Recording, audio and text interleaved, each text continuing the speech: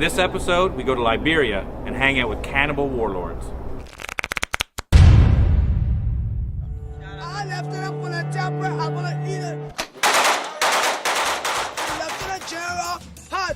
I was afraid probably the whole time I was in Liberia. There's always this underlying hum of violence, and the poverty there is so crippling that you're kind of like, why wouldn't they steal our camera? Why wouldn't they steal our clothes? I mean, people are starving and all they know is war.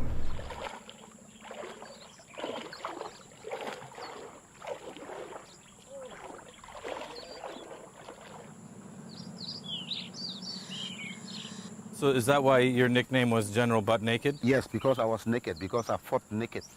A lot of people would drink or do drugs before fighting? Yeah, most of my boys. Yeah. Then we drain the blood from the innocent child and drink it before going to battle. So you kill the child? Yes.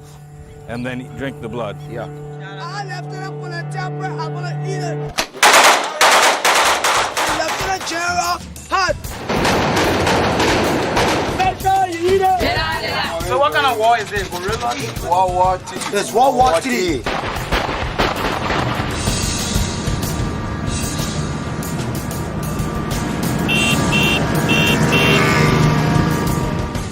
We here at Vice have been fascinated by Liberia for a long time. It's America's first and only foray into quasi-colonialism in Africa. It started as a Back to Africa movement for freed slaves. In fact, the Constitution was written in Washington, and Monrovia, the capital city of Liberia, is actually named after President Monroe, and it became a state in the 1840s. So the freed slaves go back to Africa and promptly enslave the native Africans based on the plantation method they had learned in the US, which lasts for about 140 years until Samuel K. Doe, the first native African-born Liberian, was elected. But this doesn't last very long. Why?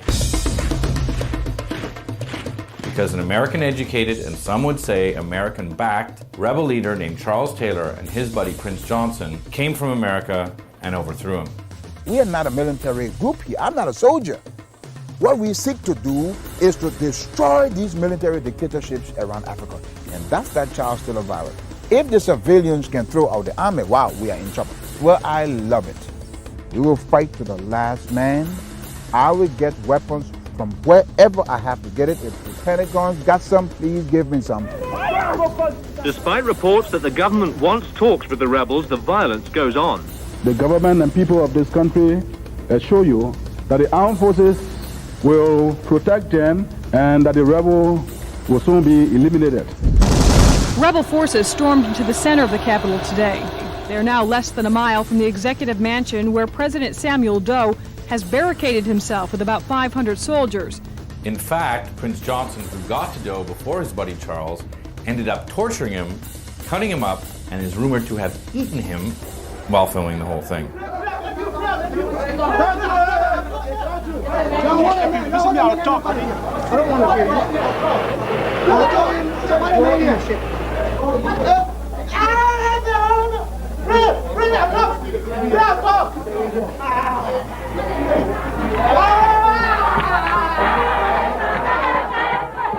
So Charles Taylor finally gets elected with a campaign slogan that reads, "He killed my ma, he killed my pa, but I'll still vote for him."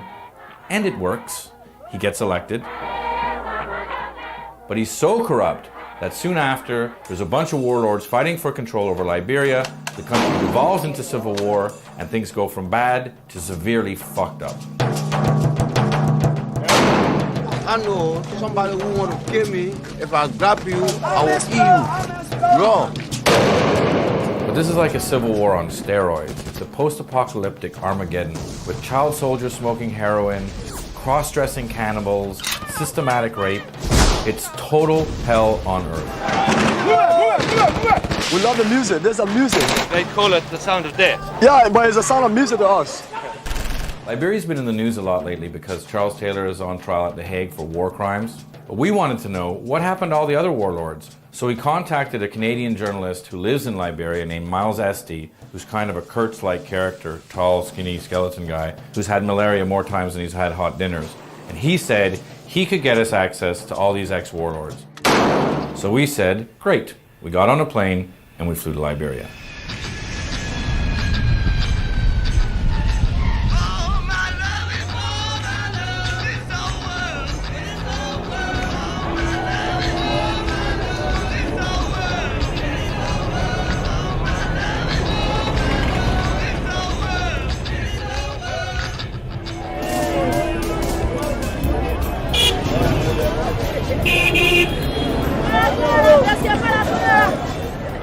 you first get to Monrovia, the first thing you think is, it's really hot. It's really hot, it's really poor, and it's totally chaotic.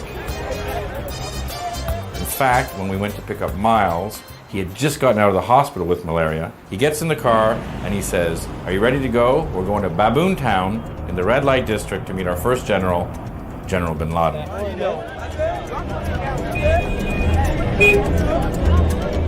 So as we drove to Baboon Town, we asked Miles, what's up with the name General Bin Laden? And he said, well, a lot of the generals took different names because they didn't want to be identified after the various wars. And these pseudonyms were meant to strike terror into the hearts of their enemies. So there's a General Rambo because he's scary. There was a General Mosquito because mosquitoes are terrifying because they bring malaria. The general that fought General Mosquito was named General Mosquito Spray. And of course, there's General Bin Laden. In fact, there's two General Bin Ladens. Our General Bin Laden, we found out en route, had just been put in jail.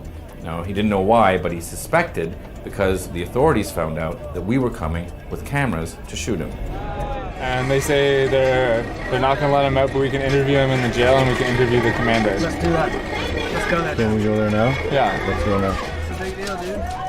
So the minute we arrive in Baboon Town, our car is surrounded by a bunch of sketchy dudes. So when Miles came back and said we could interview Bin Laden in the police station, I was like, yeah, let's get out of here and get in there really quick.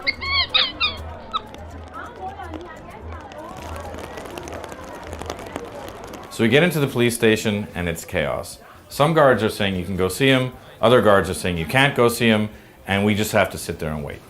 I like being in the police station. It's nice. Monkey. Little monkey. He's got herpes, I think, or something. Hi. What's wrong with the monkey? Why is the monkey here? What did the monkey do wrong? Why is the monkey here? We're in a police station in the middle of the red light district to meet General Bin Laden and wondering why the monkey's here.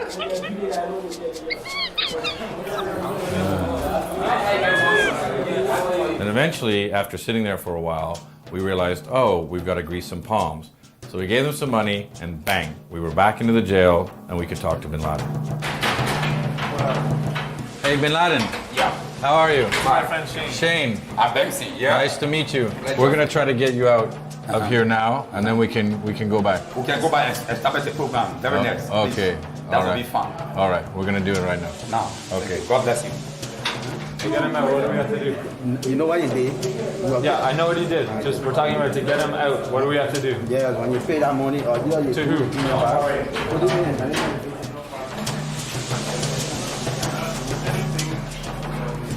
So we want to videotape this station without permission?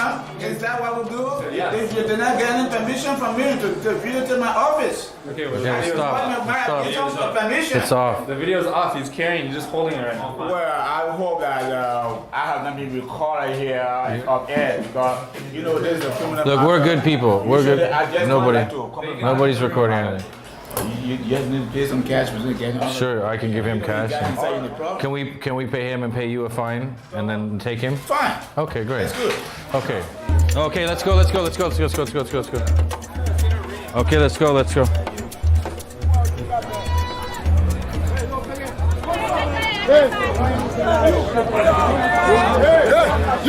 We went in there. I don't know, we're being followed by the police right now. Yeah, we might have to change tapes or do something because what we do is we shoot cards, and if they come, we can give them the tape. There's nothing on the tape. You can have a blank tape in there? Yeah, we do right now. We should just get out of here. No, now go to the warehouse. I go to my warehouse. Don't All worry. they're picking there. No, I'm going to take my tip. Yeah. Everyone, yeah, our boss man. Okay. Don't worry on that. Photograph what you want to do here. This is my compound. You are free. Okay. No police come here to do anything to you. You will man step on nobody else. Yeah. Our trip is getting progressively heavier. You will go on top of the building. Yeah, that'll be good. You go on top of the building. Okay. I'm kind of a little bit worried that the police are gonna come get us right now. I gave them a fake name and fake number. It's one of my law. Mr. National Security, right? Okay, nice to meet you. Nice to meet you. Nice to meet you. I want you to see for yourself. Great thought. We're happy that you both are here. Thank you. Thank you. So after we got bin Laden out of jail, he was very excited to get us up to his rooftop and tell us his story. And according to him, the ex-generals, who are now the community leaders, are the only ones doing anything to help the people. So maybe you could explain a little bit about, so first of all, you became known as bin Laden during the war. During the war. And then after the war, now you're sort of trying to help people by carpentry and by karate. Karate. After the war, I see some friends going astray. Yeah. You know, so long I was a general, I'm gonna make sure I bring them together. Yeah. So I do both carpentry and masonry. Yeah. And I got men that are in my workshop who do carpentry work, and I got a field we do martial art. Yeah. Yeah. Do you get any money here? We do our own collection sometimes before we can have rehearsal. No, but the UN or the government doesn't give you any money. Nothing. The government does not give me no support. Nothing. The UN does not give me support. It's the first time meeting you people, Yeah. calling me and hearing, getting information from me. We only need the government attention to And our program. is this area, this is red light here? It's a red light, Gorbachev. Yeah. This is red And light. is there a lot of crime in red light? Yeah, it's wet time. This is red light. Red light. Now it seems like everyone hanging around knows how we got him out and for how much, and that has gotten around. And it's a hot topic of conversation. I don't think Shane knows that, so he's nice and calm on screen. But keeping the stress level a bit higher than usual. Look at Liberia. Look at Liberia. We can build a place. We don't expect this older country that was born on a Christian principle. People should be in government office with blood under their hand. Let them open their mind and their heart to the country. Why should Mama Liberia sing in poverty? So Miles comes over, stops the interview, and says, "We have to get the fuck out of here now." And bin Laden looks down and he goes, yeah, those aren't my guys. You guys should really go. So bin Laden gave us an escort, and a couple of his guys got us through the crowd to the car, and we got the fuck out. Okay, let's go. Let's go. Holy fucking shit. But that was out of hand. We gotta get out of here. There was some heavy duty vibes there, boy. So after meeting and being freaked out by General bin Laden, we wanted to see what the UN and government were doing to rebuild Liberia. So we met a local journalist named Nagbe, and we asked him, and he said, "You want to see what the government and UN are doing? I'll take you to West Point."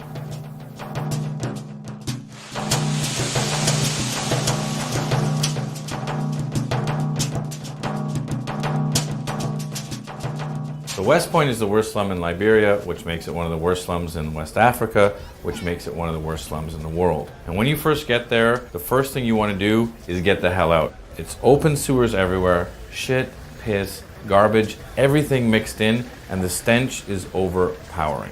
Man, this is West Point. People live here like this for years, man. It's more or less a microcosm of the city. Virtually all the major tribes living in Liberia live in the West Point. Now, West Point happens to be one of the most devastated part of the world because the people here don't have toilets, and because they have no toilets, they use the beach.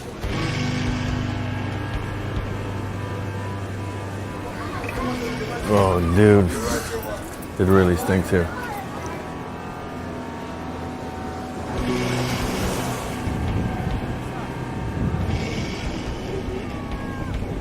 They're not taking care of the community, you know. But I mean, one of the first basic rules is don't shit where you eat. That's it. That's but the number one rule. Yeah, but the people are following that rule, obviously. But the government has to do something about that. Seriously, but they're not doing it. The commissioner himself sometimes go on the beach and squat and shit with the people. So even in one of the worst slums of Western Africa, you see the cultural impact that America has there. All the kids are wearing Biggie or Tupac t-shirts. And in fact, one kid came up to us and said, "Hey, I'm a rapper. Can I rap for you?" And we said yes. And it wasn't about bling and it wasn't about Cristal. is getting pissed, drinking blood from the body. Slim is the first, death is the last. Believe it or not, it's easier to attack. Every woman need a man, every hands on the shoulder. Mother's Lauren was a born Liberian. She never had money, so she started sucking dick. A pretty young woman is another man's slave. Mother DeLauren had a paracord ace on her face. We step a signal killing boys. We step a signal killing girls. Yeah, we step a signal killing neighbor. Yeah, we step a signal killing everybody.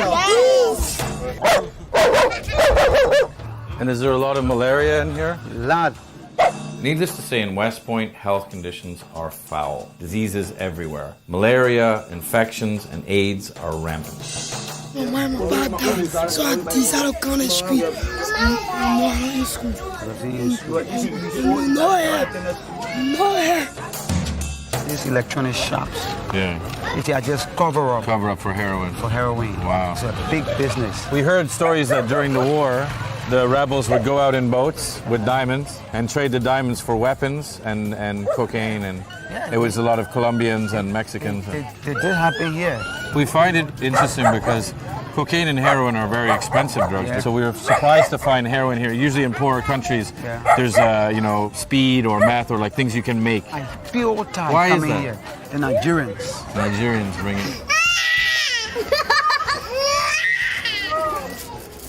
Call it nothing. It's nothing. The man is nothing. Not called nothing. If you swing the highway over plus, you won't sleep, but you don't sleep. So which is nothing now. You want to smoke cookie now? No, we want. I only want cookie to calm down now. We want fry now. Look, you remember that? Behind these areas are small shops that are used as brothels, and you can pay between $50 to $75 to $100. Liberian dollars? Liberian dollars. So how much is that? Less than $1. So because of the poverty, a lot of women have to become prostitutes. Yes. Or we like to use the term sex worker. Sex worker.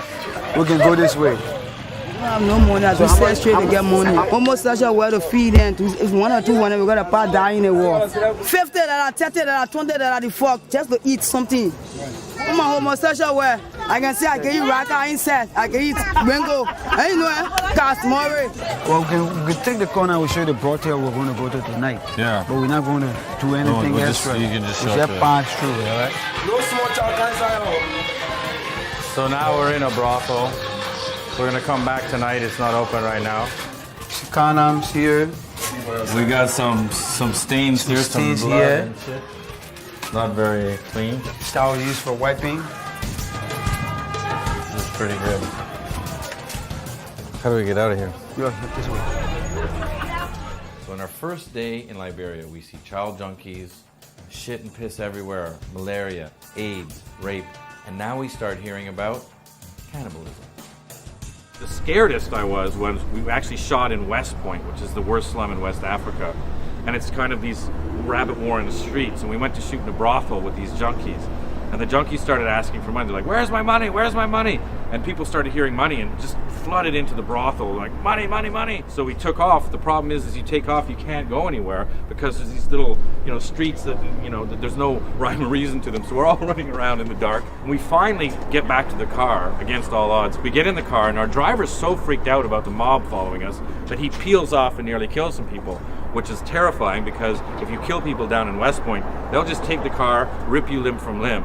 And so against all odds, we get out of there and I'm like shaking and nervous and whatever.